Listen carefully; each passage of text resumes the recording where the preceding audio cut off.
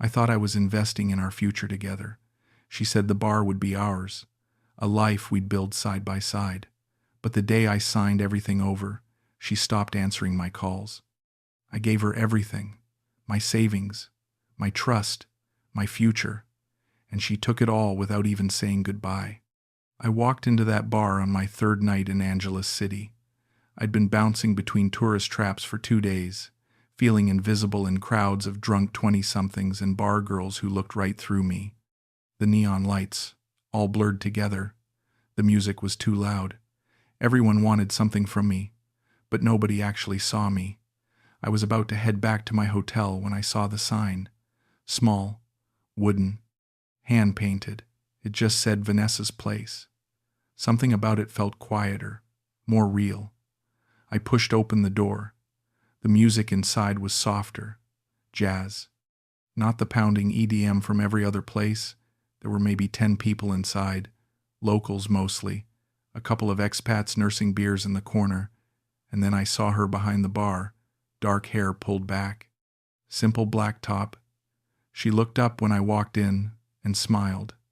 Not that rehearsed smile I'd been getting everywhere else. This one reached her eyes. "First time here?" she asked. Her voice was warm. I nodded and sat down at the bar. "What can I get you?"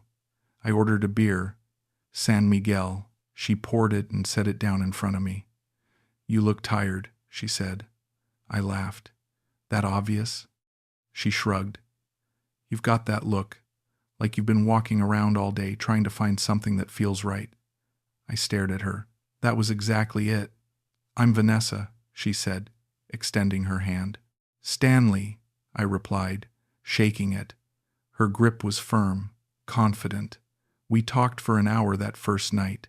She asked me where I was from, what brought me to the Philippines. I told her about Las Vegas, about working the casino floors for 30 years, about my divorce 3 years ago, about how I'd woken up one morning and realized I'd been living the same day over and over for decades. She listened, really listened, didn't interrupt, didn't check her phone, just nodded and asked questions that made me feel like she actually cared about the answers. "So you came here to find something different," she said. It wasn't a question. "Yeah," I said. "I guess I did." She smiled. "Well, you found the right place. I went back the next night, and the night after that." Each time, Vanessa would greet me by name, remember what I drank, ask how my day was. By the 4th night, she sat down next to me during a quiet moment. "Can I tell you something?" she asked. "Sure." She looked around the bar. I built this place from nothing. After my ex-husband left, I had no money, no plan, just a 12-year-old son and a dream. I could hear the pride in her voice. "This bar is everything to me. It's not much, but it's mine." I looked around. The place had character. Old wood, string lights, photos on the walls. "It's a good place," I said. She smiled. "Thank you. That means a lot." Then she looked at me. "You know what's funny? I can usually tell within 5 minutes what kind of person someone is. The guys who just want cheap beer and cheaper company. The tourists who'll be gone in a week. But you're different." My chest tightened. I wanted to believe her. "Different how?" "You actually see people," she said. "Most men who come here, they look right through us. But you listen, you care." I didn't know what to say. She stood up. "Come back tomorrow. I want you to meet my son." I did. The next evening, Vanessa introduced me to Miko. He was 12, shy, polite. He shook my hand and said hello in careful English. "Miko's learning English in school," Vanessa said. "He's at the top of his class." The boy blushed. I smiled. "That's great. English will take you far." Miko nodded and then went to do his homework at a table in the corner. Vanessa watched him with such love in her eyes. "He's my whole world," she said quietly. That night, after the bar closed, Vanessa invited me to stay for a drink. Just the two of us. We sat at the bar, and she opened up in a way she hadn't before. "His father left when Miko was 3, she said. Just disappeared one day. No explanation. No money. Nothing. I could hear the pain in her voice. I'm sorry, I said. She shook her head. I don't need pity. I survived. But it's been hard. Raising a kid alone. Running this place. Some months I barely make rent. I wanted to help. If you ever need anything, I started. She held up her hand. I'm not asking for anything, Stanley. I don't know. I feel like I can talk to you. Like you understand. I did understand. I understood what it felt like to be alone, to be tired, to wonder if anyone would ever really see you again. You're doing an amazing job, I told her. With Miko, with this place, you should be proud. She smiled, reached across the bar and squeezed my hand. Thank you. That touch, that simple gesture. It was the first time in 3 years anyone had touched me with kindness. I went back every night that week. Vanessa started calling me when I didn't show up by my usual time. Where are you? She'd ask, laughing. We're waiting for you. We. Like I was part of something. By the end of the week, she invited me to a family dinner. Just her, Miko, and me. Homemade adobo, rice, lumpia. We ate at a small table in the back room of the bar. Miko told me about school. Vanessa teased him gently. I felt something I hadn't felt in years. I felt like I belonged.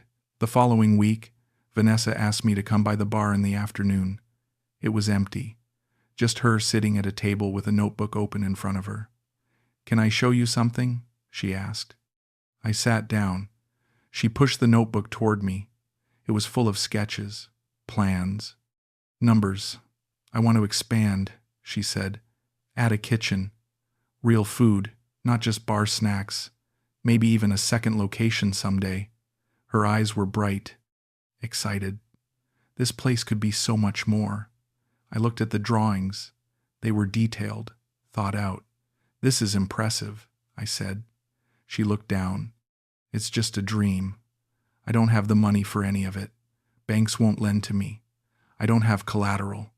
I could hear the defeat creeping into her voice. How much would you need? I asked. She looked up, surprised. I don't know. Maybe $15,000 to start. But Stanley, I'm not asking you for money.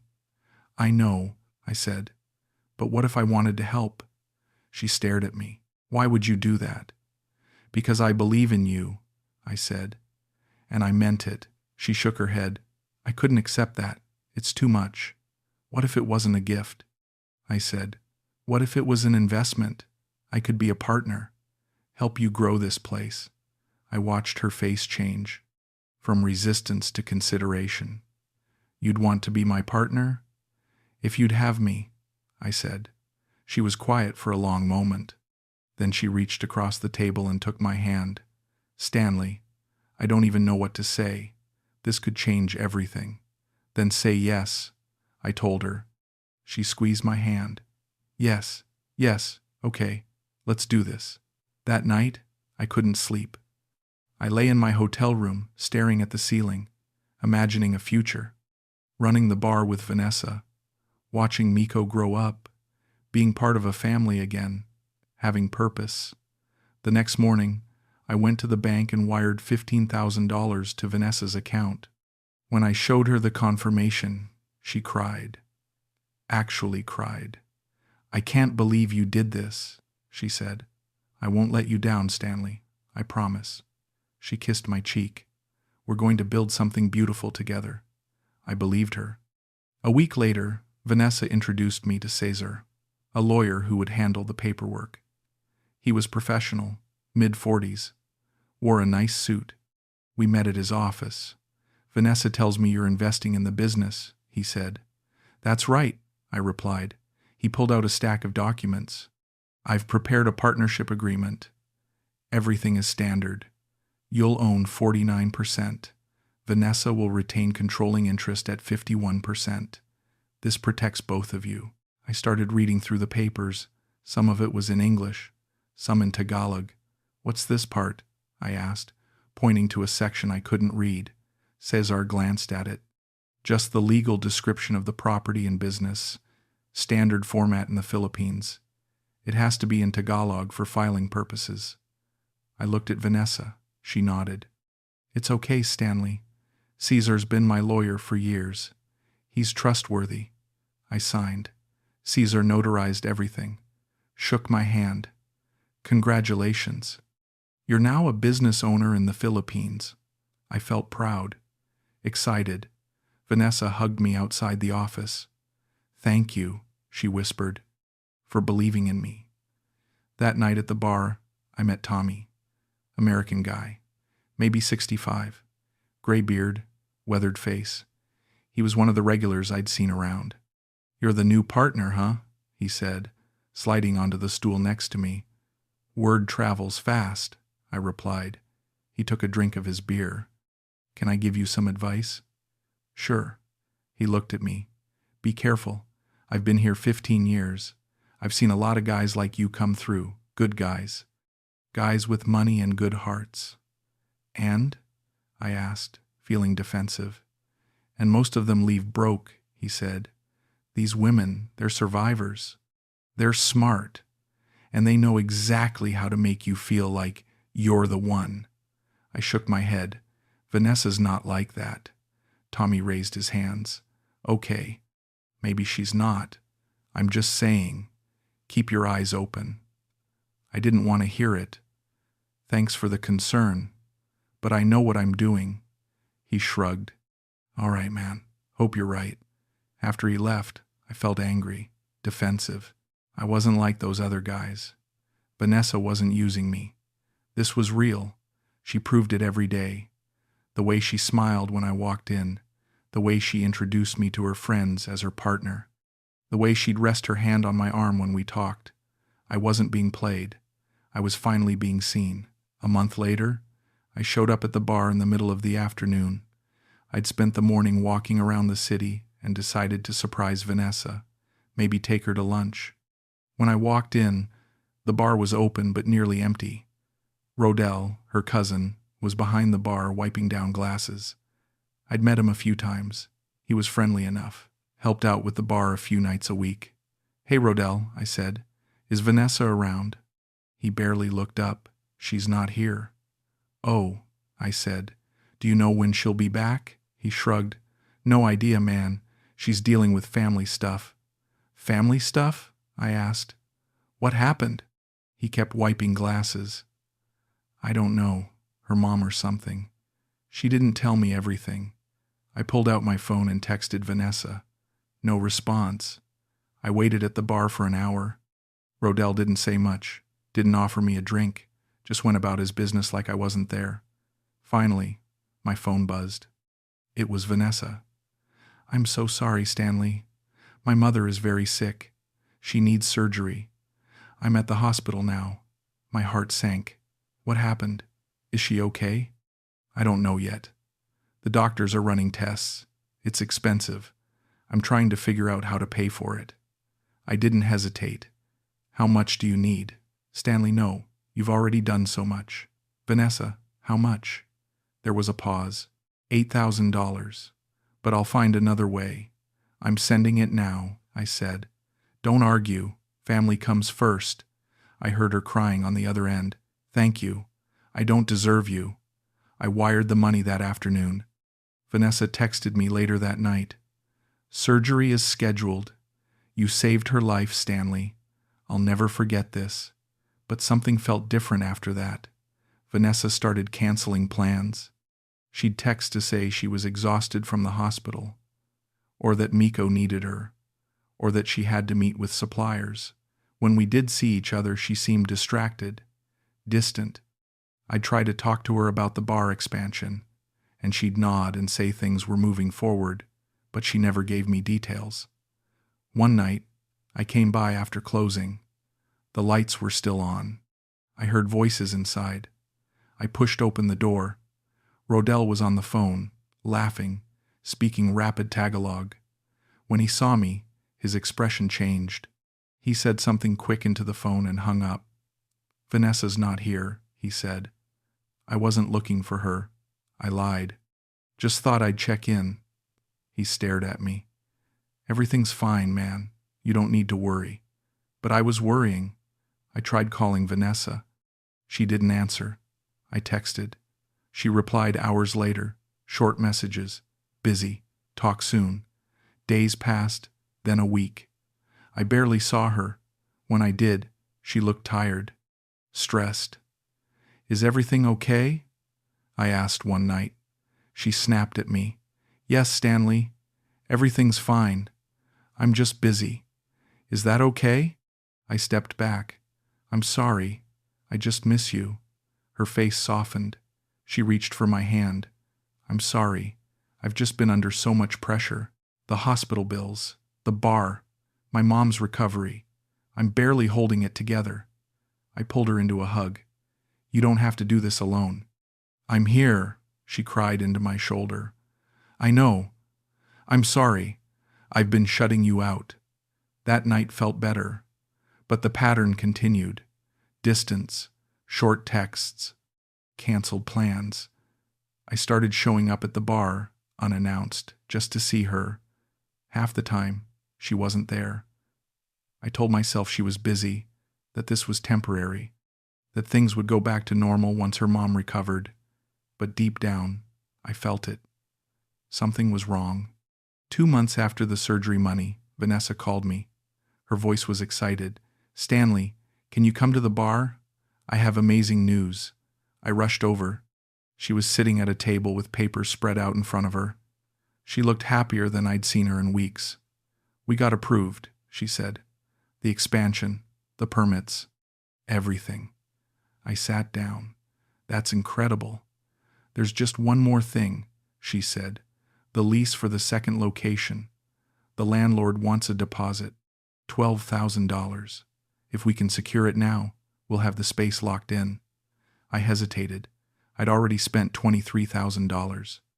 Between the initial investment and the hospital bills, Vanessa, I need to be honest. That's a lot. I'm not sure I can. Her face fell. Oh, I understand. She looked down at the papers. I thought we were partners. I thought we were building this together. The guilt hit me immediately. We are.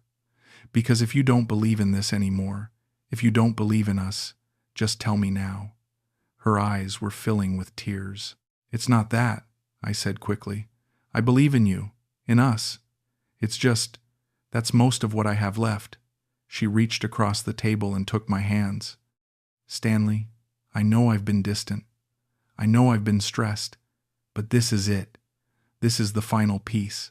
After this, we'll have everything we dreamed of. A real business. A future. Together. I looked into her eyes. I wanted so badly to believe her. You promise? I asked. After this, no more emergencies. No more last-minute problems. She squeezed my hands. I promise. This is it. I wired the money the next day. $12,000. Almost everything I had left. When Vanessa got the confirmation, she kissed me. Really kissed me. For the first time. I love you, she whispered. I know I haven't said it, but I do. My heart felt like it might burst. I love you too. We're going to celebrate soon, she said. Just let me get everything finalized with Cesar and the lease. Then we'll take a weekend. Just us. I promise. I held her. I can't wait. The next day, Cesar called me to his office. He had more papers. Just need your signature on the final ownership documents, he said. I read through them. More sections in Tagalog. Everything looks good, Cesar said. Once you sign, the expansion is officially yours and Vanessa's. I signed, shook his hand. I felt like I'd actually done it. Built something, created a future. A week later, I told Vanessa I needed to fly back to Las Vegas for 2 weeks. I had to settle some things with my old apartment, move some belongings, close out my old life. I'll be back permanently, I told her. This is home now. She smiled, hugged me. I'll miss you. Will you pick me up at the airport when I get back? I asked. Of course, she said. I'll be there. I flew out 3 days later. The 2 weeks in Vegas felt surreal. I was packing up my old life, saying goodbye to a city I'd lived in for 35 years. I texted Vanessa every day. She responded, but the messages got shorter, more delayed. I told myself she was just busy with the expansion, that everything would be perfect when I got back. I landed in Manila on a Tuesday afternoon. I texted Vanessa, "I'm here. Are you on your way?" No response. I waited at the airport for an hour, texted again, called, nothing. Finally, I took a taxi to Angeles City. My stomach was tight with worry. I went straight to the bar. It was open, music playing, a few customers inside, but Vanessa wasn't there. Rodell was behind the bar. I walked up to him. "Where's Vanessa?" He didn't look at me. "She's not here." "I can see that. Where is she?" He shrugged. "I don't know, man. She doesn't tell me everything." "Rodell, I just flew in from the States. She was supposed to pick me up. Can you call her?" He finally looked at me. His eyes were cold. "I don't think she wants to talk to you." The words hit me like a punch. "What?" "Look, man, I don't know what's going on between you two. But she's been clear. She's busy. She doesn't want to be bothered." I pulled out my phone and tried calling again. It went straight to voicemail. I texted, "Vanessa, I'm at the bar. Please call me. I'm worried." Nothing. I looked around. I saw Miko in the corner, doing homework like he always did. I walked over. "Hey, Miko," I said gently. He looked up. His expression was guarded. "Hi. Have you seen your mom?" He looked away. "She's not here. Do you know when she'll be back?" He closed his book, stood up. "I have to go." He walked out the back door. I stood there in the middle of the bar, surrounded by strangers, feeling completely alone. I went outside and waited. Hours passed. I tried calling, texting, nothing. Finally, I checked into a cheap hotel down the street. That night, I lay in bed staring at my phone. I sent one more message. "Vanessa, please, just tell me you're okay. I'm scared. I love you." The message showed delivered, but no response. Days passed. 3 days turned into a week. I went to the bar every day. Vanessa was never there. Rodell barely acknowledged me. I asked other staff where she was. They said they didn't know. I tried calling Caesar. His office number was disconnected. I went to the address listed on his business card. The building manager said Caesar hadn't had an office there in 6 months. My chest tightened. 6 months? I repeated. "Are you sure?" "Yes, sir. He moved out last year." I walked back to my hotel in a daze. I checked my bank account. $432. That's all I had left. I'd spent $42,000 in 3 months. My hands were shaking. I sent Vanessa one more message. "I need to talk to you. Please, just 5 minutes." 2 hours later, she replied, "I'm at the bar tomorrow at 2 p.m. I got to the bar at 1:45 p.m. I sat outside and waited. At 2:15, I saw her walking down the street, but she wasn't alone. There was a guy with her, younger, maybe 30, Filipino. They were holding hands. I felt like the ground dropped out from under me. They walked into the bar together. I followed. When Vanessa saw me, her expression didn't change. No surprise, no guilt, nothing. "What are you doing here?" she asked. Her voice was flat. "What am I doing here?" I repeated. "Vanessa, you've been ignoring me for a week. I've been worried sick." She glanced at the guy next to her. He didn't say anything, just stood there. "I've been busy, Stanley. Busy." I said, "That's it? I fly back here to start our life together, and you ghost me for a week, and all you can say is you've been busy?" She sighed. "What do you want me to say?" "I want you to explain what's going on," I said. My voice was rising. "I want to know why you won't talk to me, why Caesar's office is empty, why you're here with him." I pointed at the guy. She looked at me like I was being unreasonable. "This is Jared. He's my boyfriend." The words didn't make sense. "Your boyfriend?" "Yes." I felt like I couldn't breathe. "But you said you loved me." She shrugged. "I care about you, Stanley." But I never said we were together. You kissed me, I said. You told me you loved me. You called me your partner. In the business, she said. You are my partner, in the bar. Vanessa, I gave you everything. $42,000. I moved my entire life here for you. She looked uncomfortable now. And I'm grateful. The bar is doing great because of you. The bar, I repeated. What about us? What about everything we talked about? Building a life together? She crossed her arms. Stanley, I never promised you anything like that. You offered to invest. I accepted. That's business. I pulled the partnership papers out of my bag. My hands were shaking. These papers. Caesar said I own 49%. She glanced at them. Those papers don't mean anything. What? You signed everything over to me, Stanley. The bar is mine. It always was. I stared at the documents. I couldn't read the Tagalog sections. Caesar said I was protected. That this was a partnership. She shook her head. Caesar works for me. He did exactly what I asked him to do. The room was spinning. So this was all. What? A con? She looked almost annoyed. It's not personal. You wanted to feel needed. I needed money to expand. We both got what we wanted. I wanted you, I said quietly.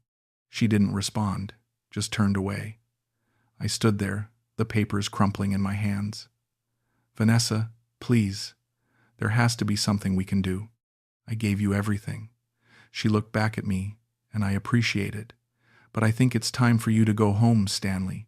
Jared finally spoke. You should leave. I looked at him, then at Vanessa.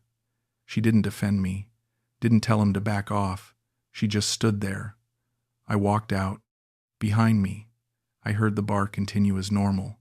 Music, laughter, like I'd never been there at all. I sat in my hotel room that night with $432 to my name. No bar, no partnership, no Vanessa, no future. I thought about calling my ex-wife. She'd probably take my call, maybe even feel sorry for me, but I couldn't. The shame was too heavy. I thought about calling my brother, but what would I say? That I'd been an idiot? That I'd fallen for the oldest trick in the book? That I'd given a woman I barely knew my entire retirement fund because she made me feel like I mattered? I sat on the edge of the bed and stared at the wall. I didn't cry. I was too empty for that. I kept replaying everything in my head, every conversation, every smile, every touch. Was any of it real?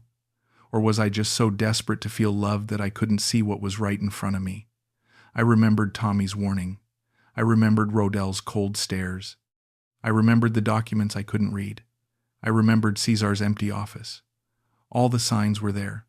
I just didn't want to see them, because seeing them would mean admitting that I was alone, that I was foolish, that I'd let my loneliness make me blind. The next morning, I booked a flight back to Las Vegas. I had just enough money left for the ticket and a taxi to the airport.